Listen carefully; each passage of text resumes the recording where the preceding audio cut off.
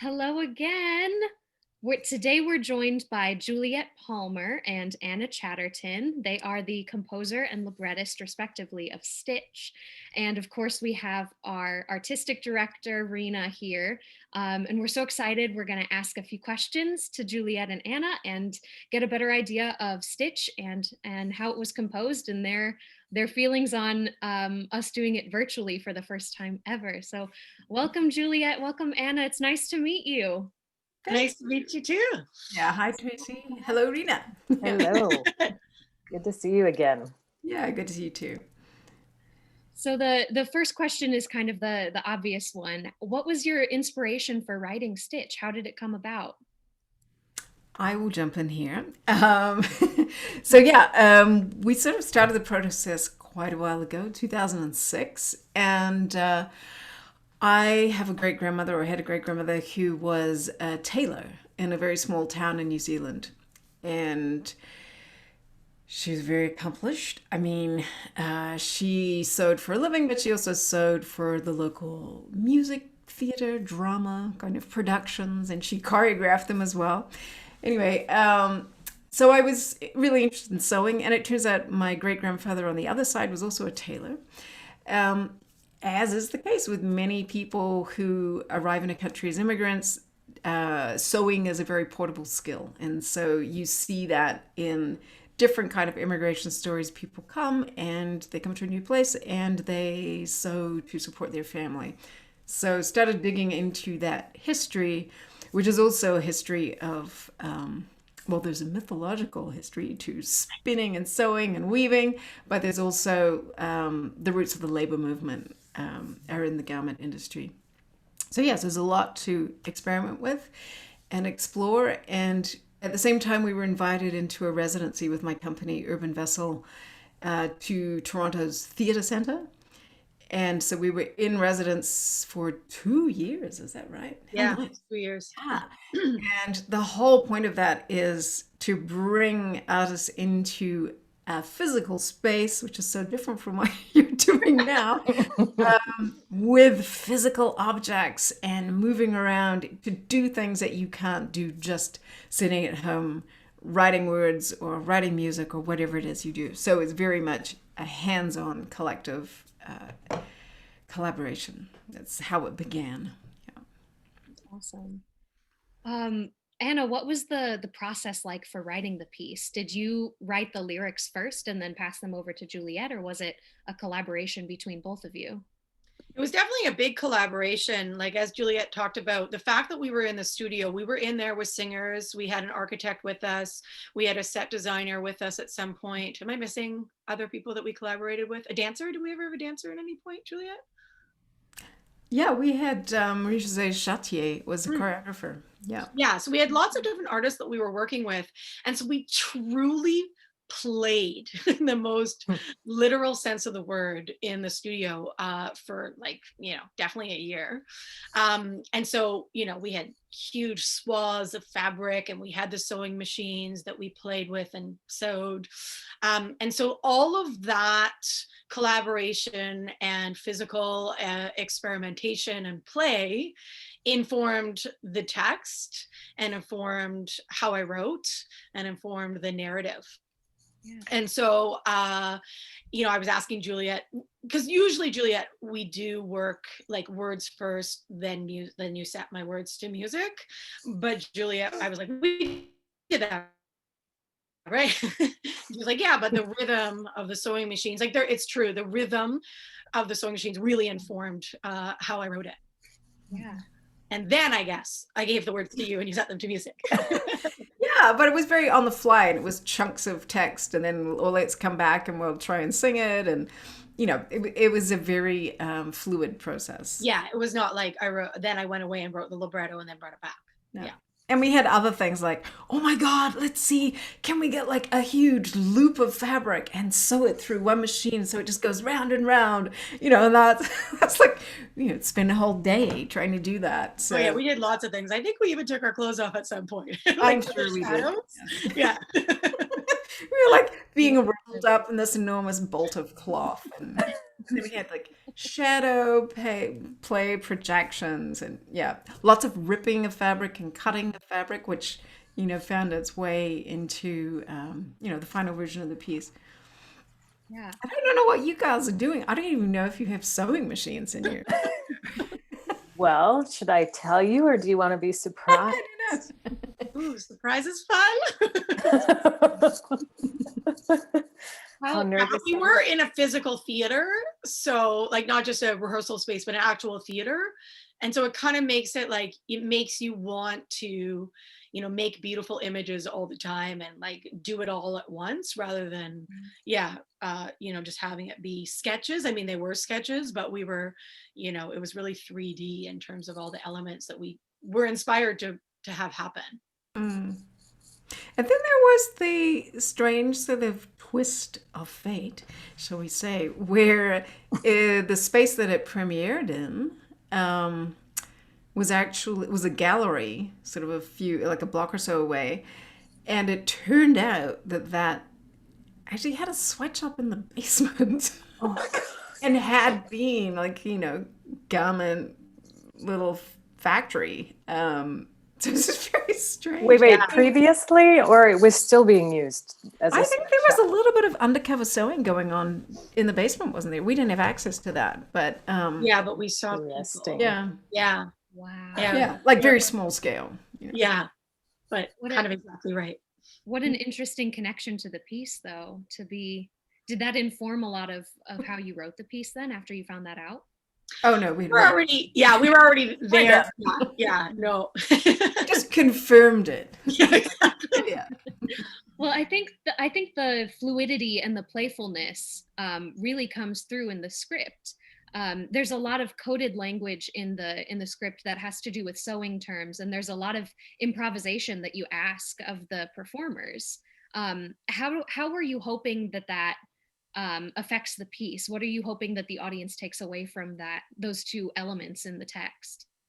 I mean, we were doing a lot of research in the beginning. Juliet was just calling up all the research. I was like, whoa. as you do in a project, right? And so I think, I had sewed a little bit when I was in high school. I had gotten a bunch of old ladies to teach me how to sew. But I really hadn't sewn since I didn't have the love for it that Juliet has embedded in her and have the patience for it. So I was really learning all the terminology new, and I was very inspired by that. I mean, I love words. As a writer, I'm a real wordsmith, and so it was just really fun for me to have them, be in these circumstances where they we're trying to say things to each other while the big boss is watching. And so it was kind of a no-brainer to use the terminology in different ways so that they could, share experiences with each other. That's also just a way that I have always written, just even personally, like as someone who journaled when I was in my early 20s, I would write in coded language in case somebody were to read it. So it's something that's pretty natural to me as a writer to do. And so it was a very natural inclination to take all this delicious coded language that kind of has two meanings, a lot of it anyhow, and put it into the text. Yeah. Pinstripe is watching. Yeah, our logo. Thank you for that preview, Julia. What was the second question, though? You asked. What do you hope that the audience takes away from that improvisation and the coded language? Well, the improv is an interesting angle, and that's more kind of who we were working with too at the time, because one of the performers is Christine Duncan, and so I could say she created that role of the very assertive, kind of overseer / worker who has a meltdown and kind of becomes one with the machine. And that's Christine's exploration of her voice. I mean, she's an amazing improviser and she can sing anything. So being inspired by the performance and then leaving room for other people to engage with that image in their own way. Yeah. How did you feel about Third Eye doing the show virtually for the first time? Is it important to you that your future performances stay married to your original intent, or are you excited to see the show taken in a new direction? I'm totally excited. I mean, I think what's really neat about this situation is that neither Juliet and I were able to go to Chicago to see the original production. And that was sad for us. It was weird because normally we do try and see all our work, but timing just didn't work out. And so it's a real gift to be able to see what you guys are playing with. But also, that's kind of the weird silver lining of this pandemic is that, as Juliet mentioned, I have done other work online since, and it has this reach. It's not, that I'm not really used to because I work in the live performing arts. I don't work in film and TV. And so suddenly my sister and my aunt who live in Vancouver, who would never, well, okay, Stitch did tour there, but they get to see a different interpretation of the work. And people in New York, just all the people that never got to see this, they get to see our work reinterpreted. And I find that incredibly exciting. I've had the luck of a few plays of mine that have been, had second or third productions. And I just find it the most exciting thing ever to see how different artists interpret the work and what their vision is on it, and have them be closely affected by it, and have them weave themselves into it. So I find it really exciting. I can't wait. That's why I don't want to know, do you have the machines or not? I just want to be surprised. We need to have a watch party. We can set Yeah. up a projector in someone's backyard. Yeah. There you go. Like There you go. Masks on. Yeah. I've heard It is exciting, and so we're very. I mean, I would have loved to come to Chicago, but not right now. And it is lovely to be able to share it with a wider circle too. Yeah. So I think that's what we're most excited about too, is it's great for us to be here in Chicago and to serve the Chicago community, but it's really new and exciting, and it feels like a whole new endeavor to be able to share it with people all across the country and all across the world too. yes, it's We're true. It's like, what time has it started? 8. It'll be noon in New Zealand. I can Just tell my for the family. lunchtime viewers. Yeah. Yeah. Did you have a favorite line to set in the music, or do you have a favorite maybe scene from the show? I think I just sang it, didn't I? Yeah, that was pretty fun. I was pretty into the Phoebe. I guess if people haven't seen this, I don't know when they're watching it before or after, but I don't know, we had this whole thing about Phoebe and the train tracks, and this whole image of this character sort of disintegrating before our eyes. And I really enjoyed writing that, and I really enjoyed watching it and hearing how Juliet said it. That was a fave of mine. I think that ends the show, or almost ends the show. It's Not quite. cool. But Yeah, Okay, there you go. it's towards the Really? end. Oh, you know what? I do like the line where it's who we used to call her Clotho, one of the three fates, when she has sewn this beautiful imaginary garment for her beloved. And then she's singing at the end, roll the cloth into my skin, shut my mouth with pins. I have to say, I love that line. Oh, Yeah. thanks. It's gruesome, but beautiful. Best kind. That's part of all operas, right? Yeah. So my last question for you guys before I have to say goodbye until Saturday. Overall, what do you hope that the audience takes away from the show? I think that, something that we talked about, we also wrote a follow-up piece called Sweat, about a more contemporary setting. But I think something that we talked about a lot is like, who makes your clothes? Like, to think about who makes your clothes. And this is a historic piece, but who made the clothes? Just looking at something that we don't think about. We wear our clothes every day, and everything from underwear to socks to tops, was sewn by someone, even if it was in a factory setting. And so, I just love that that's something that I thought about a lot, that I, probably hadn't before. We're got obsessed with looking at labels of where it's sewn and stuff. And so I guess it's just to have the audience members think more deeply about, this everyday event that we have of clothing and sort of who's behind your clothes. Yeah. Yeah, I think it's that relationship, which, traditionally would have been one of great, connection and love and caring. This is creating a garment for someone that's in your family or in your immediate circle.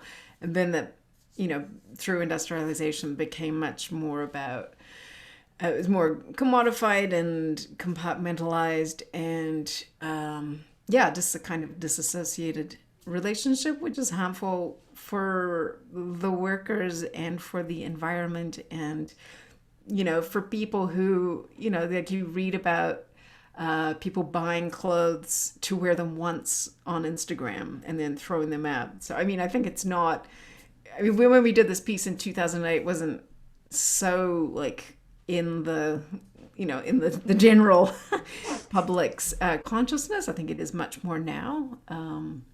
But yeah, bringing that awareness into play, but also sort of giving it a bit of a depth, a longer perspective. So thinking of those mythological figures, like we were talking about Penelope, who kept weaving and unweaving the shroud in the Odysseus in order to stay alive, and obviously the three fates. But yeah, there are a lot of really amazing stories where women are in control, actually.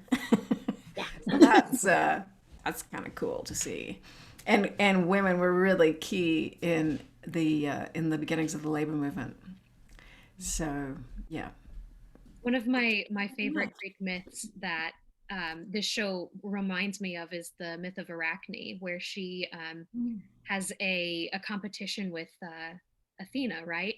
And she, even though she's mortal and she's going up against a god, she wins the competition. And it reminds me of the show, or maybe the show reminds me of that story, because the workers are both um, powerless in their current position, but they also hold a lot of power.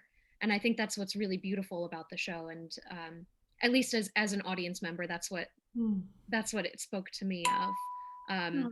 So I so appreciate your time, both of you, for joining the call and for sharing your thoughts and the process. Especially, I think it's so interesting to learn how a piece was written, and it's so unique to talk with the living creators of a show. you're here. And I want to say thank you for trusting us with your work, because it is certainly an honor to be able to do this and do it in a completely new way that we've never done before. So thank you for giving that gift to us. Oh, you're welcome. Yeah, We anytime. are intrigued to see what happens on Saturday. So am I. I think we all are. Again, if anyone out there watching would like to get tickets for the show, the tickets are available on Eventbrite. We're presenting the show free this year because we believe in presenting art to everyone, regardless of circumstance. There's a suggested $10 donation for those who are able, but if not, please feel free to register and reserve your spot to see this amazing work. I'll leave a link in the description so that everybody can find it very easily. And one more time, Anna and Juliet, thank you so much for joining us today. Oh, such a pleasure. Welcome. Yeah. Talk to you later. Bye. I was gonna say break a leg, but I say break a needle. Yeah.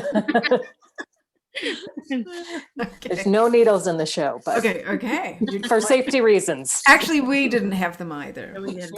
Also for safety reasons. Okay. Thank you again. Have a great rest of your day, both of you. Thank you. Bye. Bye. Bye.